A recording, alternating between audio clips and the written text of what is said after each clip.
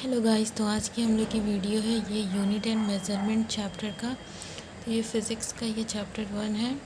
आज हम लोग इसके बारे में पढ़ेंगे, ज़्यादा डीपली नहीं, मेन पॉइंट्स बस पढ़ेंगे। देखिए, सबसे पहला टॉपिक है फ़िज़िकल क्वांटिटीज़। ये जो फ़िज़िकल क्वांटिटी है उसको हिंदी में हम लोग बोलते हैं, फ़िज़िकल क्वांटिटीज़ को हम लोग बोलेंगे भौतिक राशि। A quantity that we can measure in term as a physical quantity. एक वैसा क्वांटिटी जिसको हम लोग फिज़िकल के टर्म में किसी मेज़र करते हैं, उसको हम लोग फिज़िकल क्वांटिटी कहते हैं। Physical quantity shall have a numeric value और magnitude which can represent the exact amount of the object to be measured. Physical quantity shall have a numeric value. Physical quantity के पास एक numeric value होता है और या magnitude होता है जो रिप्रेजेंट करता है किसी भी एग्जैक्ट अमाउंट का, वो जिससे रिलेटेड होता है ऑब्जेक्ट टू बी मेजर्ड। अगर आप उससे जो ऑब्जेक्ट लेंथ मेज़र कर रहे हैं तो वो मीटर में होगा, टाइम मेज़र कर रहे हैं तो सेकंड में होगा। उसके बाद अगर हम बात करें टेम्परेचर मेज़र कर रहे हैं तो डिग्री सेल्सियस में होगा, इस तरीके से। फॉर एग्ज़ाम्पल, जैसे कि दिया हुआ है, length can be measure in metre, mass of the object can be measure in KG, so on, इस तरीके से। Physical quantity are divided into two type. Physical इस भौतिक राशियों को हम लोग दो भागों में बांटते हैं। First is fundamental quantities and second is derived quantities.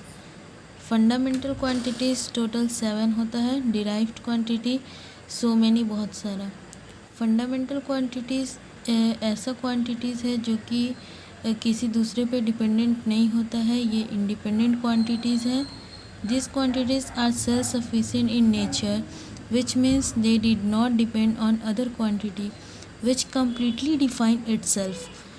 ये एक ऐसा क्वांटिटी है जो कि एक इंडिपेंडेंट फॉर्म का होता है, किसी भी अनदर क्वांटिटी पे डिपेंडेंट नहीं होता है। लेट्स सपोज़ कि अगर हम बात करें लेंथ का, तो लेंथ फंडामेंटल क्वांटिटीज़ है, टाइम फंडामेंटल क्वांटिटीज़ है, मास फंडामेंटल क्वांटिटी है, electric current, temperature, luminous intensity, ये सारा फंडामेंटल क्वांटिटी है।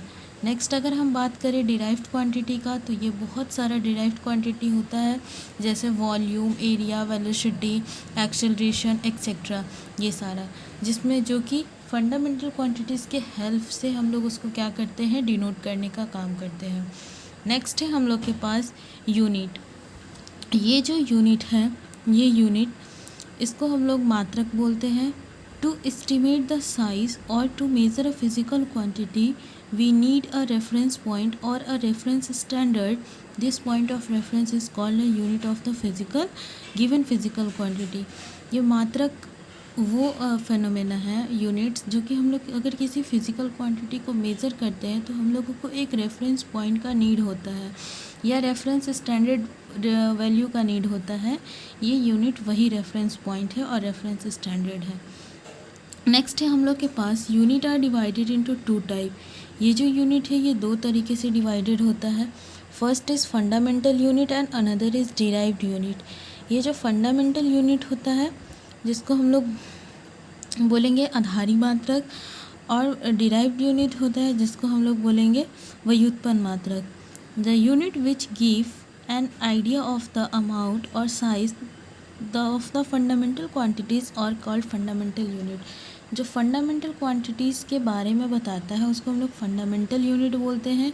जो डिराइव्ड क्वांटिटीज़ के बारे में बताएगा उसको हम लोग डिराइव्ड यूनिट बोलते हैं।